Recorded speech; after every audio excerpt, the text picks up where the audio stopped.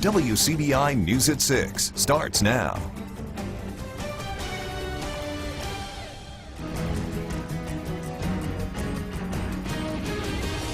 A 12-year-old girl is missing out of Oxford. Thank you for joining us. I'm Riley Livingston. O'Marion Mary Bruton was last seen around the Dollar General on Sardis Road around noon today.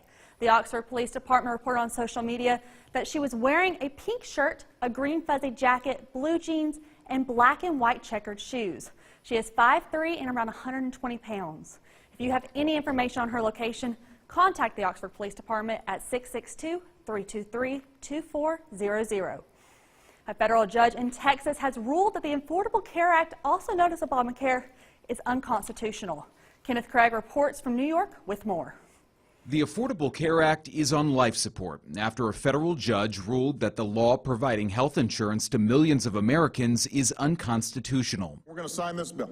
Judge Reed O'Connor took issue with the 2010 law's individual mandate, which would tax anyone who did not get insured. Great for our country, great for the American people. Thank you all. President Trump's tax cut bill eliminated that provision. A lawsuit filed by 19 Republican attorneys general and a Republican governor argued that since the penalty had been eliminated, Obamacare was no longer constitutional.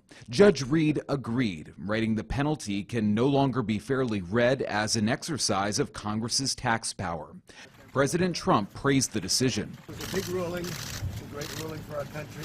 We'll be able to get great health care. We'll sit down with the Democrats if the Supreme Court upholds. We'll be sitting down with the Democrats, and we will get great health care for our people. But Democrats, including incoming Speaker of the House Nancy Pelosi, vowed to fight to save former President Barack Obama's signature legislation. Both sides agree that people with pre-existing conditions need protection. The ruling came down on the day before the end of enrollment for the program's 2019 recipients. The latest battle over Obamacare will likely end up in front of the Supreme Court. Kenneth Craig, CBS News, New York. Back at home, the search for a teenage murder suspect is over. Lee County Sheriff Jim Johnson says 17-year-old Latavius Betts is in custody. Betts is suspected of shooting several rounds into a mobile home on County Road 45. One of the bullets struck and killed 66-year-old Annie Walton. The drive-by shooting happened a week ago yesterday. 8 people were inside the home at the time of the shooting, including 2 children. 3 others were hurt by the gunfire. Betts faces murder and aggravated assault charge. Sheriff Johnson says no other details are being released until Monday. In Natchez, Mississippi, an 18-year-old was shot and killed early this morning. According to Adams County Coroner James E. Lee, Michaelius L. Johnson received multiple gunshot wounds by what is believed to be a high-powered rifle. The shooting occurred near 617 East Steers Lane. Coroner Lee said, quote, "I've been a coroner 20 years, but this year has surpassed all of my years as it relates to homicide. The shooting is under investigation." 3 people were transported to OCH Regional Medical Center following a morning car accident. The wreck happened at Artesia and Sessoms Road in East OKTIBBEHA County around 10 a.m. Both the Sheriff's Department and the East OKTIBBEHA Fire Department responded to the scene. The accident is under further investigation. If holiday shopping has taken you out of town, you may have noticed a big difference in gas prices. If so, you're not alone. It's a question viewers have asked the newsroom a lot recently. That's why our Jason Hibbs looked into it. Jason? Riley, there's one town in particular in our area that drivers have noticed. There, gas is nearly 30 cents cheaper per gallon. Now, there's a lot of speculation as to what's going on, so I reached out to an industry analyst for the answer.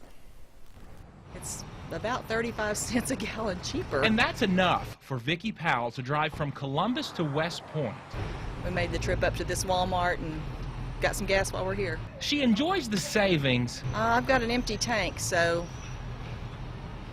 about $5, I would say. But wonders why, recently at least, it seems a gallon of gas costs less here than most other places in the Golden Triangle. So I called GasBuddy.com, the people who track gas prices, and spoke with a senior petroleum analyst, Patrick DeHaan. It looks like everyone's kind of in different places. These 3 towns are all kind of at a different phase of falling prices. And in West Point, DeHaan says the lower prices probably started with one store. That Murphy USA like I said, is very aggressive. And so they've brought prices down, and competition immediately around them has had to match the price. That's why prices in West Point are all low. It's because that Murphy is pushing prices down. He says one station that purchased fuel for a lower price or just wants to be competitive can start a price war. We have seen price wars where stations will lose money, and it's just about ego. One station doesn't want to have get beat essentially by the other station's lower price. Something Powell admits she doesn't mind. I like competition. It always is good for the consumer. Okay, now don't worry, because that analyst says those stations that temporarily lose money, they can make that up when you go in and buy gum or candy inside the store. Also, they can wait until they buy gas at a lower price, they keep the price high, then they start making money again. Got it. So heading into the holiday travel season, what should consumers be expecting? Yeah, well, he said that holidays don't typically impact prices that much. The demand would have to be elevated for several weeks to see a big difference there, like what we see in the summer. Now, he says one thing drivers should keep in mind: if you're traveling out of state, know what the gas tax is in that other state, because that is the thing that could drive up prices there. And that would not be good. It's now time for a first look at our forecast with meteorologist Jacob Dickey. Hey Riley, we had the chance to go to Smithville School yesterday. I got the chance to talk to the 3rd and 4th graders about all things weather, as well as take a visit at their agriculture education program, talk with them a little bit about how weather and agriculture are related. A lot of fun up in Smithville as we get to go around and do WCBI Weather School. Thanks for those of us who invite us to your schools. We are always looking for places to go. As far as looking across the area now, we still do have some light showers. Radar doesn't show too much out here, and as we look at it though, we really have to look at our SkyCam network here. We see in Blue Spring some showers that are out there. A lot of this moisture is lower to the surface, seeing also some showers earlier in Oxford, but looking a little drier there right now, much the same in Louisville. As we go through tonight, things will cool off, and we will also dry things out. Sunshine returns tomorrow. I've got those details coming up in just a bit. WCBI First Alert Weather School is brought to you by Emerson Animal Hospital in West Point. Today was a dream come true for one local 18-year-old. Jalen Shelton, a recent graduate of Columbus High School, has always dreamed of becoming a Christian rap artist. The Make-A-Wish Foundation heard about this wish and has arranged for Jalen to go to Atlanta and meet one of his favorite Christian rappers and tour their studio. Today, friends and family sent Jalen off in true celebrity style with an album release party that included a limo ride and walk down the red carpet. This is his wish. He's been waiting over 2 years for this wish to come true, and he has held out for this wish, so we're going to make it over and beyond his dreams. Members of the Columbus High School Beta Club were also at the event to perform some of Jalen's favorite songs. For 21 years, the University of Mississippi has been making Christmas a little more special with Book and Bear's program. The event annually distributes hundreds of new teddy bears, children's books, and toys donated by Ole Miss faculty, staff, students, and alumni during the last part of the fall semester. The day was joyous, but some tears were shed. Donald Cole, nicknamed Father Christmas, has been a part of the program for the last 2 decades and is making this year his last. Cole, along with other faculty, created the event after seeing a need to help custodial staff provide Christmas gifts to their children. Books and Bears is sponsored by the campus Black Faculty and Staff Organization. After the break, a student is facing the consequences after missing too many days of school. Welcome back. A junior high student in Oklahoma was put in handcuffs and taken to an intervention center because the school believed he had missed too many days of class. The student's mother is outraged, and the public school system says it's all perfectly legal. Paris Holmes has the story. It's my fault, exactly. It's not my 14-year-old son's fault because he don't have a car to get himself there. Stephanie, who doesn't want to use her last name, says she's upset. Her son, a student at Alice Robertson Junior High, was treated like a criminal, handcuffed, Could visibly see marks on his wrists, and taken to the Community Intervention Center, or CIC, located behind the Muskogee County Jail Wednesday for missing too many days of school. Even if it was 20, they shouldn't have handcuffed him in front of everybody. She says most of the days her son missed were excused with doctor's notices. As for the others, kids get sick, and they don't always have to have a doctor's note. 4 absences in a 4-week period will lead to a possible citation. And that is Oklahoma State statute. It's been on the books for decades now. Muskogee Public Schools says they can't comment on specific cases, but their director of communications, Steve Braun, says on the 5th absence, a citation is issued and parents must sign, which he says they typically do. This parent comes, signs the citation, and goes about their day. If they don't sign, Braun says students are taken to the CIC, where parents are forced to pick up their kids and sign the citation. I am willing to take responsibility for the days that he did miss. Stephanie says she understands, but believes the school could have handled it a different way. Them arresting him and putting handcuffs on him and leaving marks on him and traumatizing him, in my perspective, is unacceptable. Checking in with our 155th over in Kuwait. Temperatures there are in the 60s and 70s. Lots of sunshine for them. We also get lots of sunshine starting off our week here, but there is some rain in the forecast. I've got all those details for you coming up here after the break. First Alert AccuWeather forecast with meteorologist Jacob Dickey.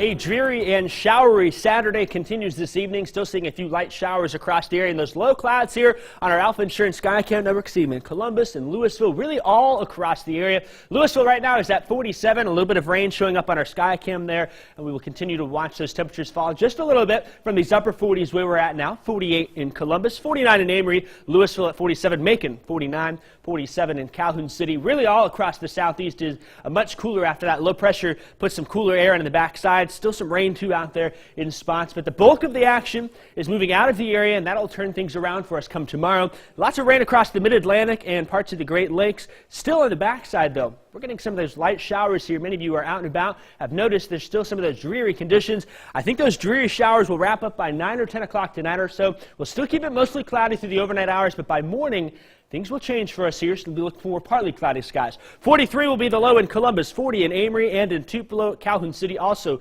checking in at 40 tonight, 41 in Winona. As we head through Futurecast here, notice we still have these clouds and some very light showers that aren't quite picking up here. By Sunday morning, those clouds disappeared. Lots of sunshine working on them. That's going to help those temperatures warm up into the upper 50s and maybe even low 60s for a few of us. I think we'll see plenty of sunshine. It will be a nice relief to see that across the area after these past few days. 58 in Macon and in Louisville, 59 in Kosciuszko. We'll see 58 in Vernon and Reform. Soligent also at 57 with a mix of sun and clouds. More sun than not, I think. 59 in Tupelo and in Houston. Calhoun County got you at 60 in Bruce and in Calhoun City. Nice and sunny weather will continue for Sunday, Monday, even into Tuesday here as that high pressure helps to keep things in control. We'll have to watch off to the west, though. Notice our Wednesday, seeing some showers pop up in northwest Louisiana and Texas. That's going to be our next weather maker here, bringing us the chance for some more showers Wednesday, Thursday, and Friday. I think Wednesday we start things out dry. It looks to be more Wednesday afternoon. A few isolated showers move on in. Wednesday night to Thursday looks to be the best chance for showers. We'll be a bit cooler on Friday into the weekend.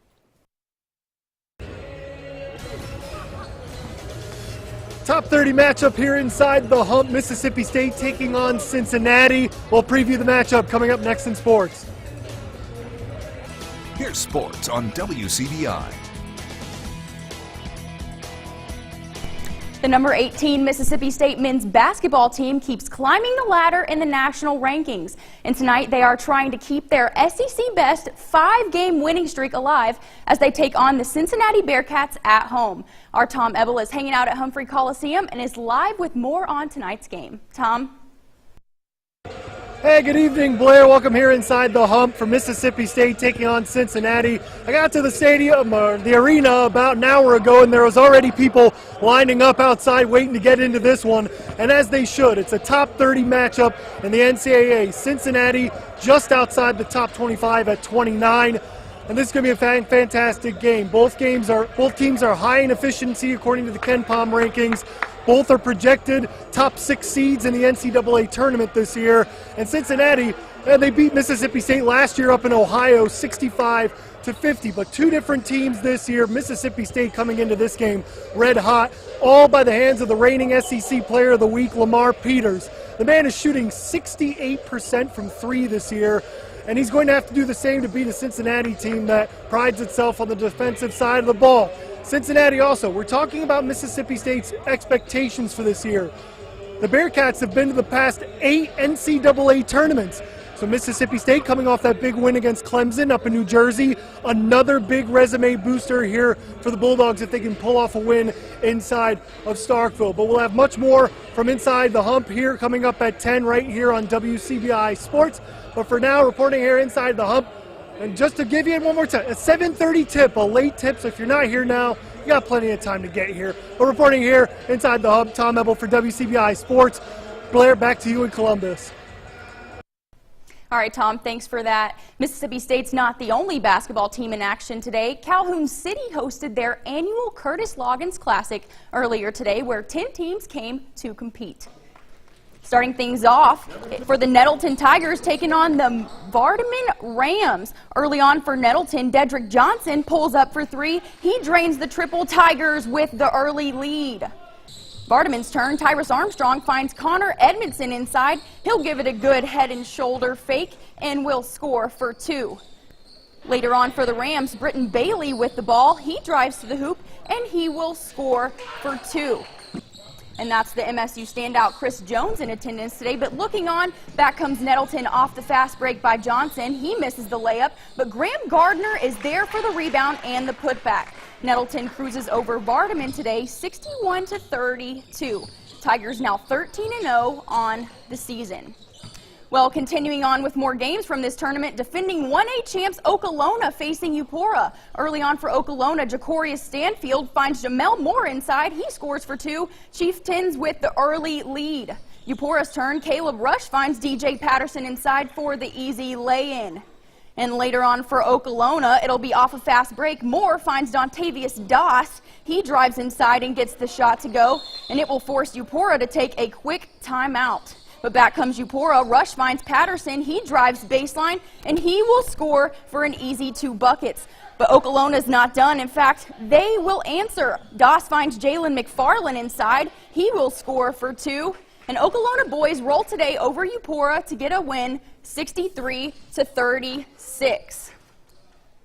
Well, after 2.5 years at Jackson State, Tony Hughes is back in the maroon and white. Mississippi State made the hiring official this past week, and Hughes will serve as an assistant coach through the bowl season. Head coach Joe Moorhead says it's a big bonus having a coach that can do it all.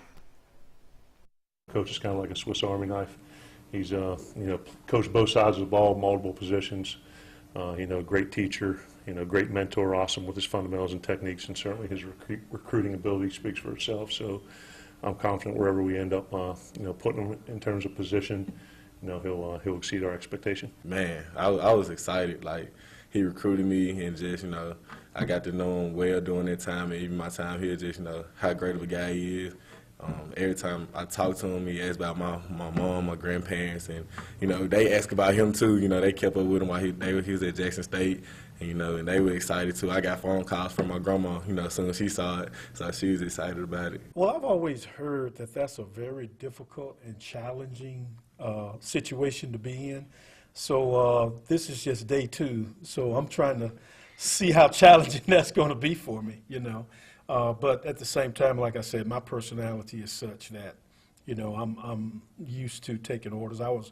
You got to remember, I was an assistant coach for 30 years before I was a head coach, so I know probably more about being an assistant than I do a head coach. Riley, have you missed the sunshine? I have. It's been rainy for too long. It has, and I think a lot of people have too. Good news, Sunday looks beautiful. Stays that way through the middle of the week. More showers on the way, though. I'm excited. I'm excited to enjoy it. We'll see you tonight at 10 on WCBI.